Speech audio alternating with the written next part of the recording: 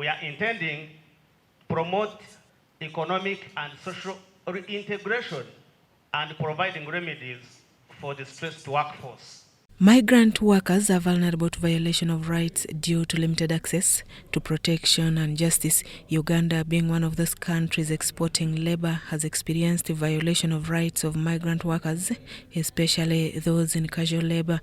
There has been a big challenge. Some people, yes, go make some money, but they are psychologically stressed. The chairperson of the Parliamentary Forum on Labor, Decent Employment and Productivity, Roland Ndyomugyenyi, says the forum is focusing on bridging the employment gaps in the migrant sector, prohibition of human trafficking, and child labor. We can prohibit human trafficking, child labor, and unsafe working conditions. Decent employment not only contributes to high productivity, but also contributes to one's well-being. Notably, there is an increase in exploitation and forced labor, especially of migrant workers. Such exploitations consist of increasing instances of victims of human trafficking. The country director, International Organization for Migration, says all countries need proper employment strategies and independent labor policies. It is crucial to acknowledge the critical role of the parliaments in shaping labor-related policies, enacting legislations, and ensuring their effective implementation. Decent job creation.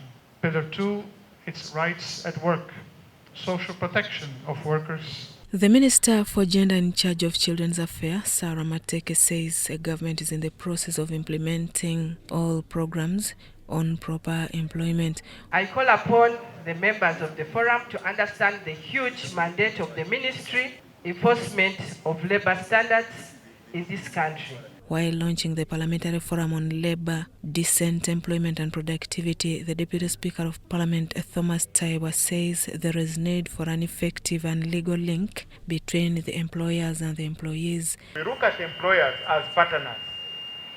Because I've seen most of the debate we have, the side of employers are doing this, but can we look at them as partners? Tayebwa tasked the forum to start working on the private members' bill on migrant employment and a revision of pay as you earn. We need a separate law on migrant labor. And I've seen, of course, we introduced a chapter in the employment bill, but that chapter was not satisfactory. He says Uganda is the only country in East Africa with the highest charge on pay as you earn, which highly impacts on the employee's income. Effective migration regulations and quality employment is essential for a decent well-being. Susan Naung and Gloria Guitabinji reporting for ABC TV.